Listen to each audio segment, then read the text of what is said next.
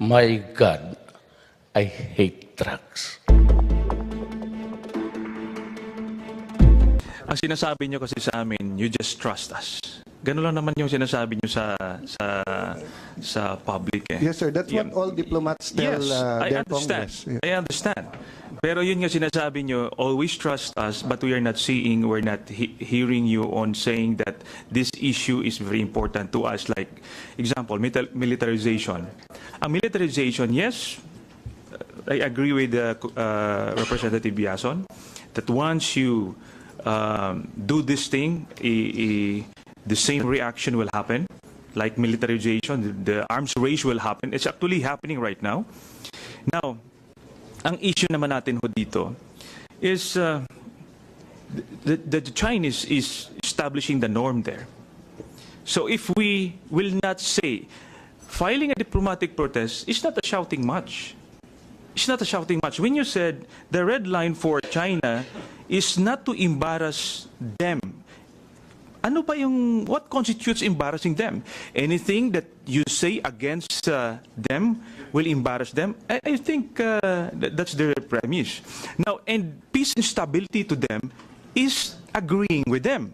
So, for us, we are now surrendering ourselves because we wanted to appease China in what they want.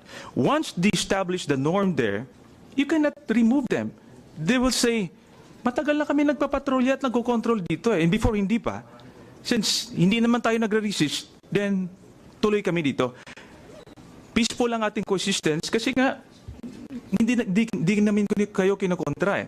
So ang point natin dito, kaya sinasabi ko, whether we are friends or not with China, I'm not saying that we will not talk to them. By all means, we should talk to them. They will continue pursuing their national interests, their objectives. It's a matter of how slow and how fast they're going to do that.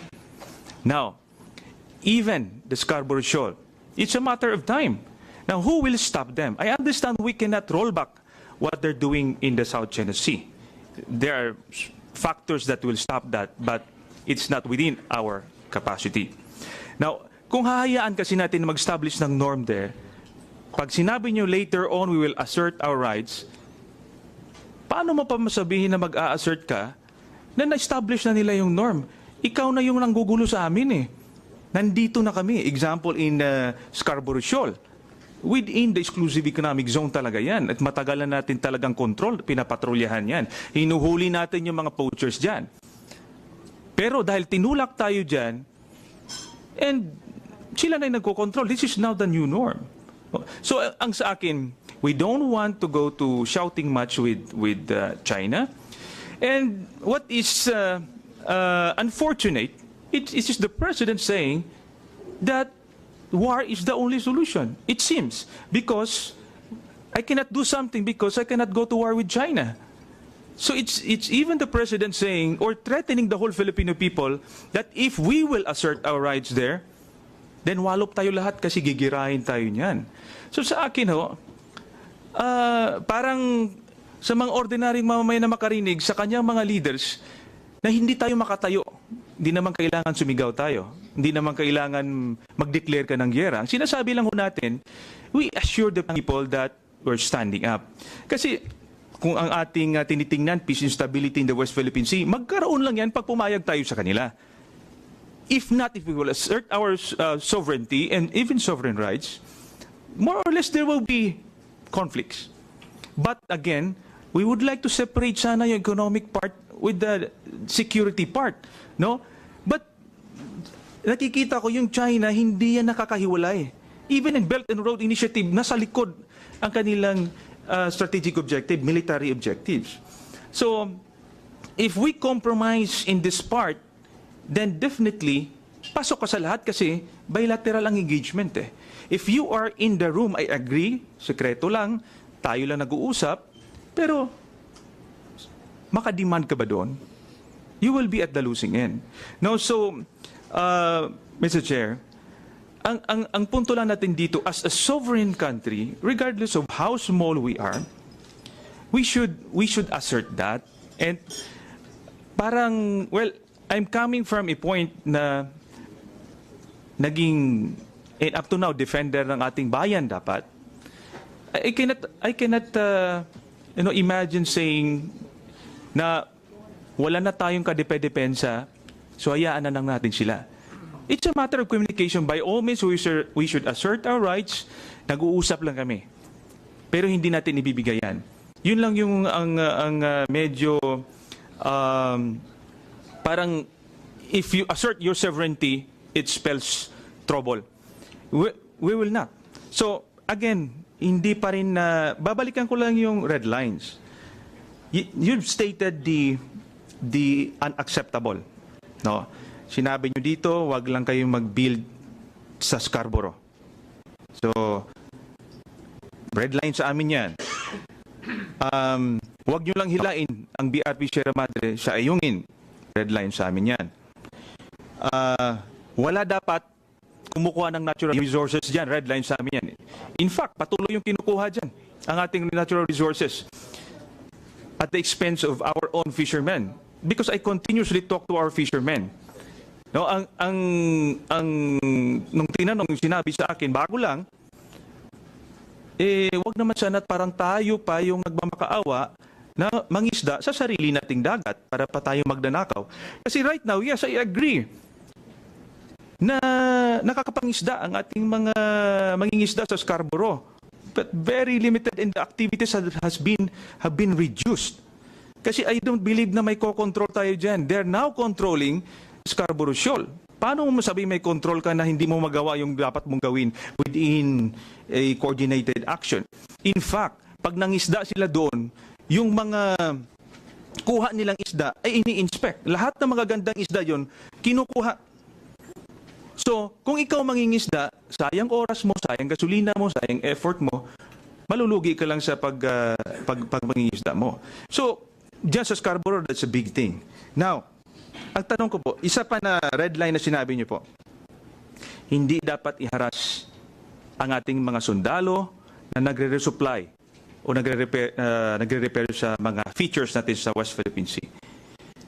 Ang tanong ko ngayon, paano mo ngayon how can you make good of your red lines if you don't have the capacity to make good of your red lines? Example lang, sa paghaharas ng mga Filipino soldiers. I have this information just this May 11. Hindi ba inaras ang ating mga sundalo sa Ayungin Shoal? They're supplying our troops there, and they were harassed not only by the Coast Guard, but by the PLA Navy. So hindi ba yun red line na kaagad? So while we are talking, and gusto natin magkaroon ng magandang relationship with China, but on the ground, bakit tayo hinaharas? I even talked to some Chinese people in the embassy. Yes, we want to be friends with you. But what I cannot accept is why you're telling something in the public and in the actual on the ground, you are harassing us. You're oppressing us. So dun tayo nang gagaling eh. We want to be friends with them. But don't harass us. Kasi yung mangingisda, example, anong maramdaman ng mangingisda? Na wala siyang mapuntahan. Actually, ayaw niya magsalita kasi pag na-news, yung bound number ng barko na yan, nung kanilang mangingisda, hindi na makabalik sa West Philippine Sea. Kasi babantayan sila ng China. Maingay kayo sa Pilipinas. So yun po yung, doon ako nang gagaling eh. Na parang nalungkuto tayo, na sa ating pakikipag-usap, tayo yung nalalagay sa alanganin. So, again, red lines. How can we make good of these red lines? Mr. Chair, can I defer first to the NSA Secretary, then I'll recap. I'll just make some comments on an answer to the comments of the Honorable Congressman Alejano. Nabanggit nyo kanina yung sinabi nyo saan ba tayo nanggagaling? Anong pinanggagalingan natin?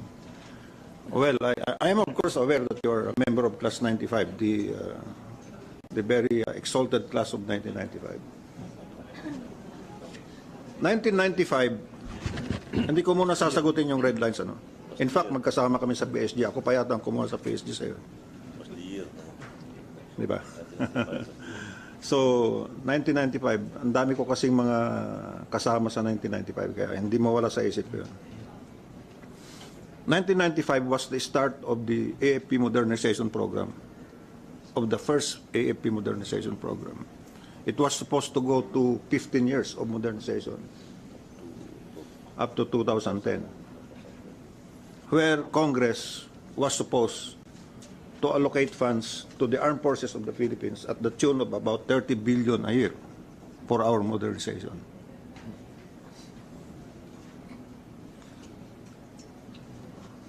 Nakikita ko kanina yung, alam ko kasi Marines yung nandun sa Ayungin eh. Yun ang rin-resupply. Kaya malapit din ang pusong doon. Marines ka kasi dati. Hanggang ngayon, Marines ka pa rin. Yeah. Kung pinigilan nga naman yung resupply doon, talagang, as General Brigues will tell you, that actually happened. There was some commotion there. At hindi lang naman ngayon nangyari yun. But we are doing something about that. Balikan ko lang yung modernization program. Kung yung modernization program sana natin ay talagang natupad, ano kaya ang lakas natin ngayon? Biro mo yung Ayungin, yung Sierra Madre, nandun nakatungtong. Eh, siguro naman mas malakas ang persa natin dyan sa Pag-asa Island, sa Kota, etc.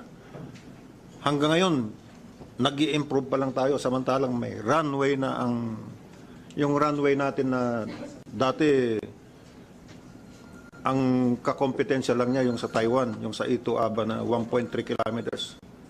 Yun ang dalawang pinakamalaking runway dati.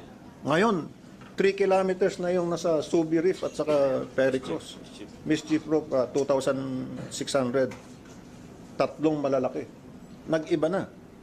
We are not saying we wanted to build up our defenses to fight a war. But it is incumbent upon a nation to have the barest minimum of self-defense, for that matter, defense.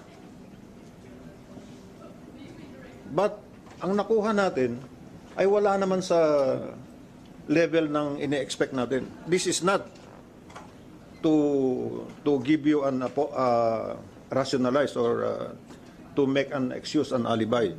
But we would have been stronger. I don't want also to blame Congress. You might have had your reasons for not giving us 30 billion a year, approximately. But let us revisit that. Yun ang isang recommendation namin eh. Alam natin may threat. But what do we have? And where would that capacity come from? Babalik kami sa Congress. We have now our second modernization program. Ano binibigay natin sa modernization program natin? 25B. And 25 billion for the year is not even sufficient to buy you one submarine, which the neighbors have. So, tayo, ang lumalabas, mayroon tayong national interest na kailangan protektahan, but we could not protect to the full. Anong instruments of power natin? Diplomatic, pupunta tayo doon, hindi military. Doon tayo mapupunta, hindi military. Kaya diplomatic or economic or legal or financial or intelligence. Doon tayo mapupunta. Nandyan, naglalabanan sila, palakasan ng persa dyan. Eh, pwede ba tayong sumabay dyan? But we must have the minimum. Para naman yung tropa natin, araw-araw, makapagpatrolya sa Pag-asa Island at saka yung katabing Sandy Cay o yung ibang isla doon. So, yung sa akin lang naman, an appeal. Na dapat tignan din natin yung defense spending natin and our capabilities. Only 1%. We are spending less than 1% of our GDP for defense. Some countries go as high as 2, 3, 4. Pero ayaw naman nating sabing lagpasan natin yung ibang expense items. Anyway, I'll just go to another topic after saying that. For the information of the chairman of the body, for the first time we have had our national security strategies, but for the first time, we are now publishing our national security strategy. Nakatulad ng Estados Unidos, meron sila every year. Bush had two of the national security strategies. Obama had one. Trump just published last December. May 16, pinirmahan na ng Pangulo ang national security strategy natin. Meron tayong national security strategies nung nakaraan, pero ngayon published na. Ibibigay ko na sana sa inyo to, pero hindi ko pa na isasubmit sa Presidente dahil kapipirma lang niya nung May 16. So, pwede bang unahin ko lang muna yung Presidente na ibigay sa kanya bago ko ibigay sa inyo?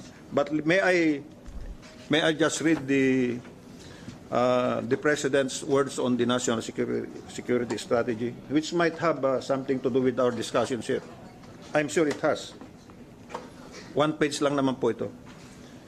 In the past decade, the concept of national security has dramatically evolved from its traditional focus on territorial defense and government survival to the promotion of economic development and the preservation of natural resources. Guided by this shift, we crafted the national strategy, this national security strategy that articulates our roadmap in building a stronger nation. In order to protect our most cherished democratic institutions and way of life, we will create an environment where peace and economic development will complement each other. We will address urgent national security concerns and cope with the rapidly changing global security environment in line with the objectives set forth in the National Security Policy of 2017 to 2022. To defend our sovereignty and the integrity of our national territory, we will continue to develop and improve our defense, intelligence, and law enforcement capabilities to enable our troops to end communist insurgency, terrorism, and violent extremism. We will also bolster our position in the community of nations by strengthening diplomatic relations with our traditional allies, engaging non-traditional partners, and pursuing an independent foreign policy that gives primacy to our national interests. These endeavors will be sustained by medium-term socio-economic agenda that aims to lessen the tax burden on the poor, reduce income inequality, and improve the quality and accessibility of education and healthcare. We have also embarked on an ambitious infrastructure development program that will pave the way for rapid industrialization and modernization, thereby making our country the next top investment destination in Asia-Pacific region. I call on our people to stand behind our national security apparatus in carrying out this national security strategy that will strengthen the foundations of a secure, peaceful, modern, and prosperous Philippines. Signed, Rodrigo Roa Duterte. Thank you for the opportunity, Mr. Congressman. Mr. Chair. Mr. Chair, with your permission, I will answer the question of the Honorable Congressman in the sequence that he asked it. First of all, Congressman, sir, we're not asking you to trust us blindly. We're asking you to trust us because that is the work of diplomats. If you assign someone in your organization, may it be Magdalo, to do the negotiation, if you don't trust him, replace him. But we're in a democracy. We elected President Duterte. He was transparent that he will be going bilateral. And we have been reporting to you and to the public. To the second point, which is why not file a diplomatic protest? We are filing. We have been filing a diplomatic protest. But the critics want us to announce it loudly and to confront China each and every time through the media. That is not conducive through the ongoing talks. If I may ask, how many diplomatic protests do you have filed so far? Several dozens. Siguro maybe 50, 100. I have to count it. Yeah, over the past 2 years. So maybe in the executive session we'll be able to ask that Yes, in detail. yes. Thank you. So, having said that, sir, and I have assured, I personally and in the media, I bumped into Acting Chief Justice Carpio several times, even when I was still a senator, and I told him, I assure you, sir, we will protect our interests. We will file it. Baka lang hindi ina-announce, or et cetera, no? So, we are doing that. Now, your question is, paano napapaya China? When President Aquino called them Nazis, when they were also on the receiving end in World War II, and we were on the same side, hindi ba yun pinapahiya? I mean, if you call me a Nazi now, even if my grandfather is a German-American, I don't think pwede tayo mag-usap ng ganito. And if you look at the rhetoric in the past administration, it wasn't militarization, wag, ganito. Ano na China, hindi ka mapagkano, you betray, you ganyan. And it's in all the multilaterals.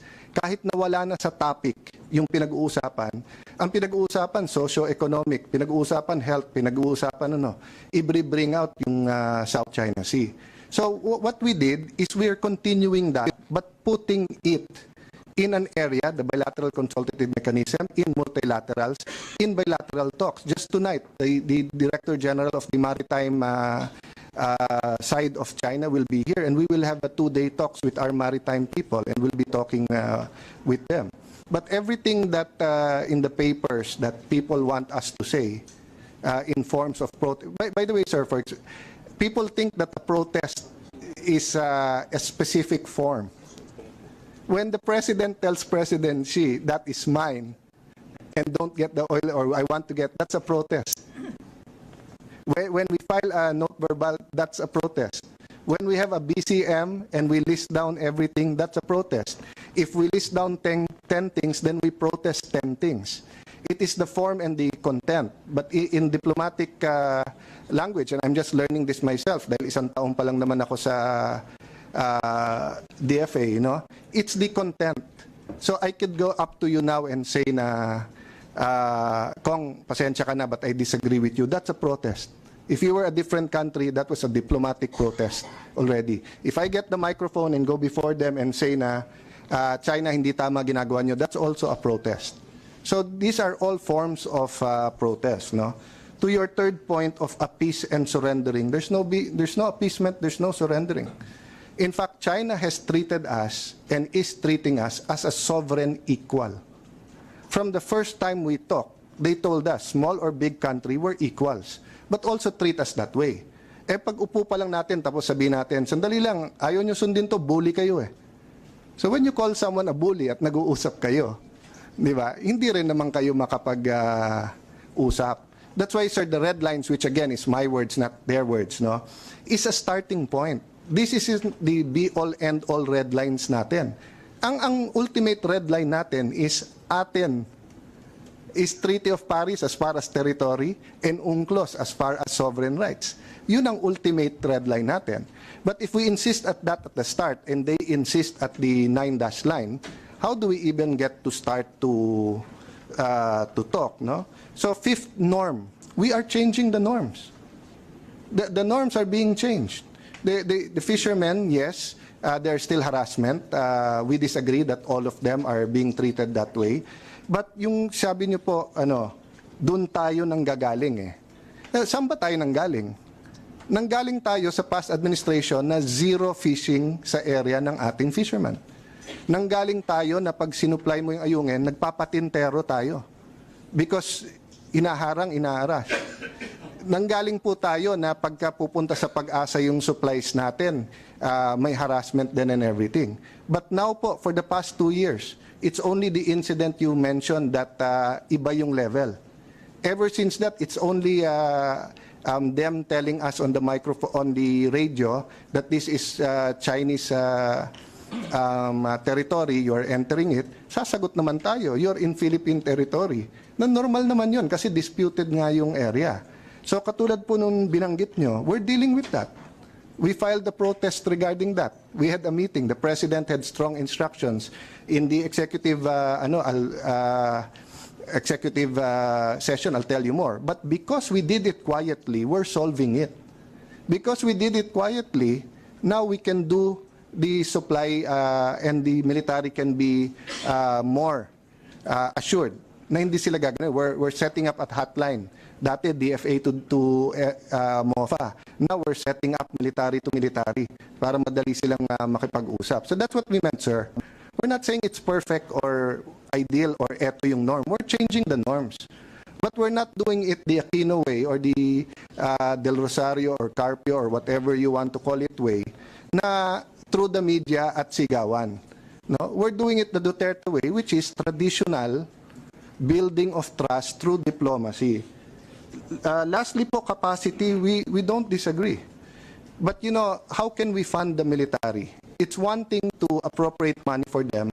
It's one thing to have money to appropriate for them. And China is too close to us. They're our neighbor, they're an economic power. If we don't have a good economy, anong ibibili natin ng mga equipment ng military? Can you imagine, sir, during Marawi, if nag-aaway tayo sa South China Sea at yung Navy nandun, at doon ang Marines kailangan nandun din, tapos sumabay ang NPA, tapos sumabay din ang Marawi. Ano nangyari during that time? We told our allies, kailangan natin ng barel.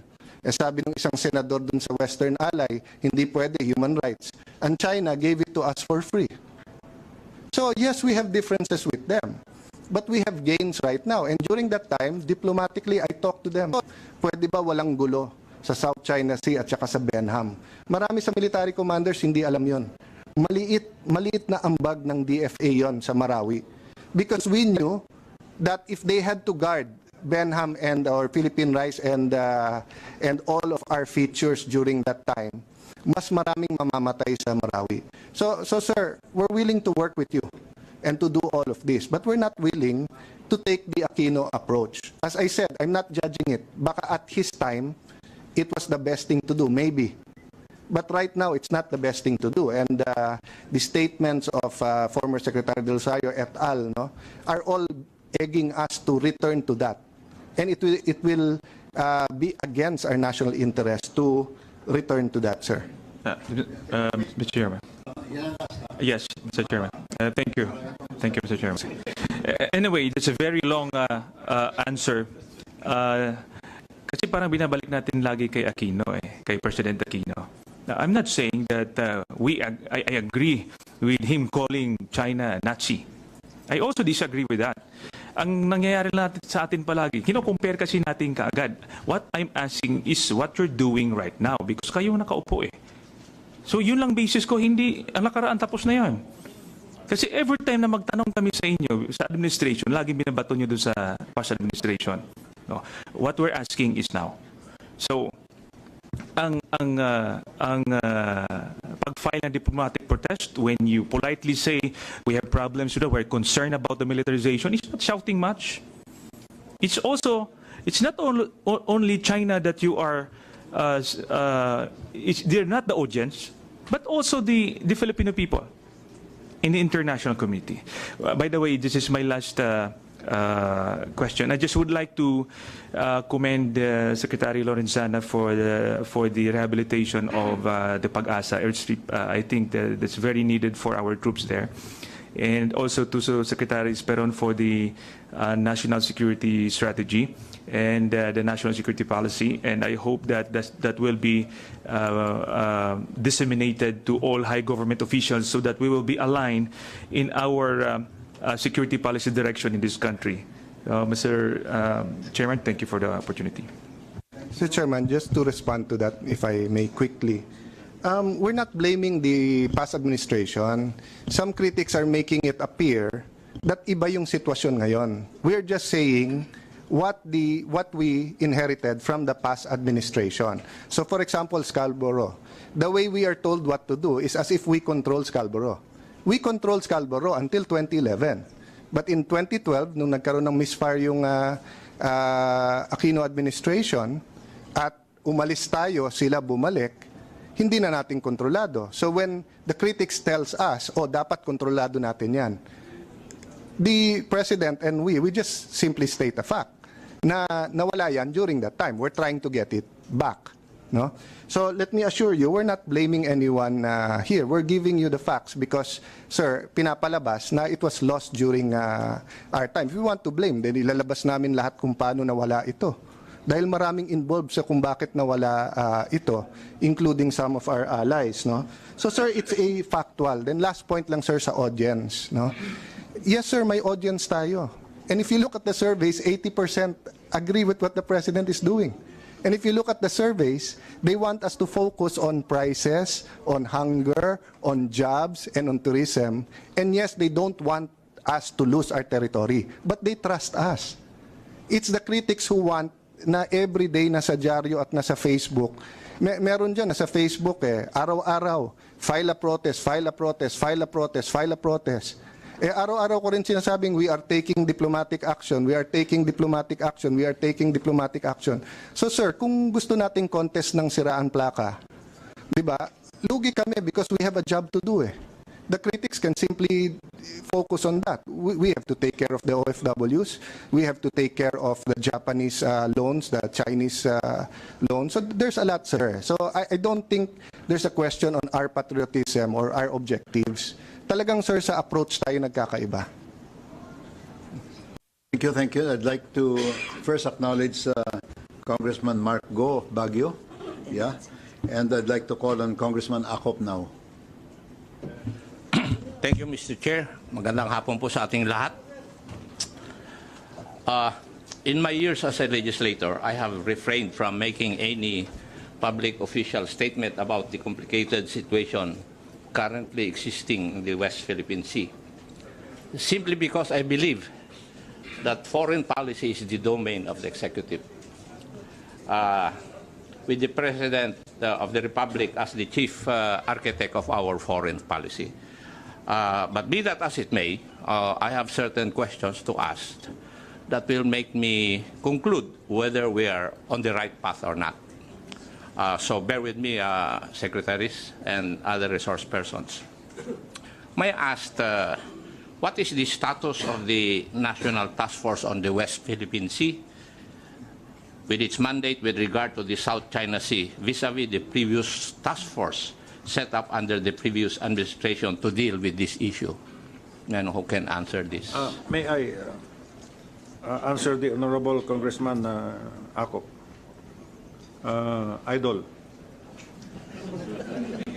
Ayos. Kaso hindi ka ako kasama doon sa exalted class Class 1995 lang yung exalted. The exalted, the idol is higher than the exalted one. I am the chairman of the National Task Force on the West Philippine Sea. The West Philippine Sea was activated 2 months before the Duterte administration came in. In other words, it was sometime in April or March that they started. It was the task of that task force is to come up with recommendations, monitor the West Philippine Sea, and come up with recommendations on how to best address the West Philippine Sea. As it was expected that the tribunal ruling would come out. It was about to come out. We were expecting the tribunal ruling to come out about May or June, but it came out July 12. But the task force already has started its mandate. It was headed by an executive director, a former chief of staff of the armed forces, Emmanuel Bautista. And we had undersecretaries as members of that. It is still meeting today every Tuesday. And we monitor the area, make recommendations to the President, elevate matters to the security, justice, and peace cluster, or bring it up to the Cabinet. In the same manner, also, we can make direct reports to the President. So it's a task force. And it is expected that there are urgent matters that would be taken up, as just like the one that where we had the resupply problem in Ayungin. And so it may not cover everything, but we have there the Department of Foreign Affairs. We have all the departments there, so we can take immediate action. We are still there, Your Honor. Hopefully, Mr. Secretary, there's a continuity and certain innovations insofar as your operations are concerned. Yes, sir. Thank you. In Sir, 2015, just on the continuity, sir, both the FA and the task force did not remove the appointees during the Aquino administration. So we believe in the debate, we believe in the patriotism. So especially in the task force where some of them are not career, were maintained. Of course, sa amin po, karamihan career. But even those who nag-retire na gustong tumulong pero sinunod yung Aquino administration are welcome to help us. Just for the continuity, sir. thank you. In 2015, during an executive session of the Committee on Foreign Affairs, called for by then Chairman Al Francis Bichara, a DFA delegation headed by then Undersecretary Evan Garcia also briefed members of this House on developments of the West Philippine Sea. At that time, during that briefing, upon direct questioning from a member of the House as to whether or not you have a China desk in the department, the committee received a reply in the negative, meaning there was no dedicated shop or unit within the Department of Foreign Affairs that studied and analyzed China-related matters and issues, other than, of course, our diplomatic mission in China, the good Ambassador Santa Romana. Is this situation still existing? Do we have a China desk now in the Department of Foreign Affairs? Sir, ayoko lang makipagsabayan sa military. Unahin muna natin yung pondo nila. But kulang talaga sa tao sa DFA. Sir, it's not called the China desk, but the way it's made is may geographic kami. So we have Assistant Secretary for Asia Pacific, ASPAC. Under her, there's a Executive Director. Under her, may Director for China. But ilan ang tao niya for China? 1 or 2? No. Ha? Tatlo. So Director plus 3. So Director plus 3, then we try to give them more assistance. But sir, right now we're doing so much with Russia, China, Japan, Korea. So we're trying to figure that out, sir. But we don't call it a desk, and we're discussing nga ngayon kung kasi meron tayong American Affairs, which is basically the Americas, but ang primary doon US. But sa Asia Pacific kasi ang lalaki ng mga bansa nandiyan ang ASEAN, nandiyan ang Japan, nandiyan ho ang China. Thank you for the answer, Secretary. This committee is aware, of course, that the Philippines also has disputes, maybe to a lesser degree, with other ASEAN claimants like Vietnam and Malaysia, as well as Taiwan. But by far, it is our dispute with China that proves to be the most complicated. And if any resolution on one hand, or any escalation of hostilities on the other in the South China Sea vis-à-vis China, will be anchored in large part on what geostrategic objectives Beijing will pursue in the area.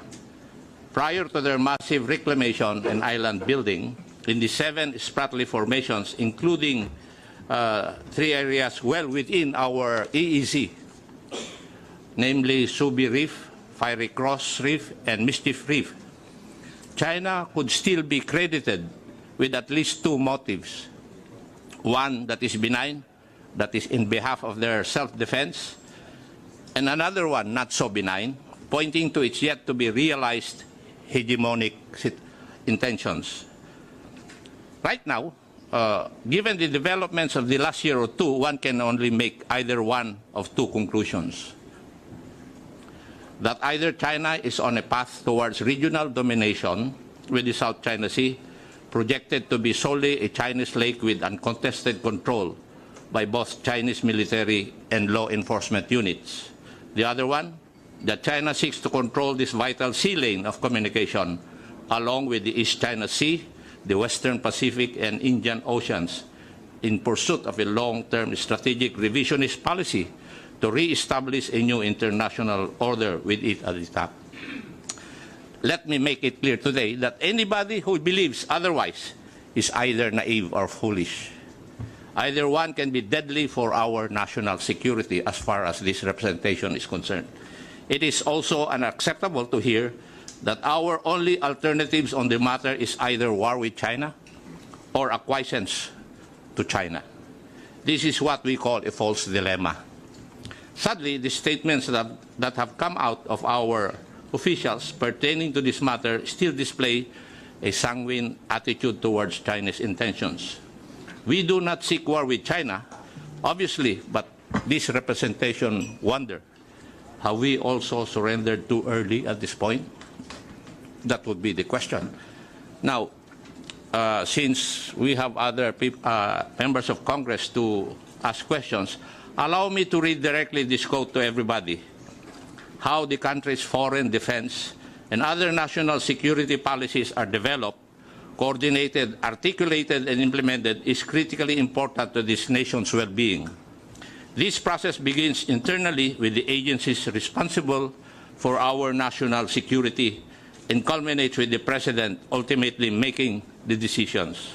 To do this, the President needs a defined and smoothly functioning policy development and decision-making process, other than an extremely broad outline of who should participate in the process. There are no laws or regulations directing how policy decisions should be made. Much depends upon personalities and the strengths and weaknesses of the people who work for the President, as well as the personality and management style of the President himself, unquote. This quote is quoted directly from a report of the National Defense University of the United States, describing how the U.S. national security policy process and its interagency system. If the committee were to ask the present resource persons today, that was the National Task Force on the West Philippine Sea briefing lawmakers on the latest developments in the disputed area. Earlier, Congressman Gary Alejano calls on the Executive Department to reveal dealings with China. He also claims China will pursue its national interest, even if its relations between the two countries have improved. National Security Advisor Hermogenes Esperon earlier said they are publishing the country's national security strategy for the first time, but the country will continue to develop our defense capability. You can continue to watch this briefing on our Facebook page. Balitaan is up next. Kicks in.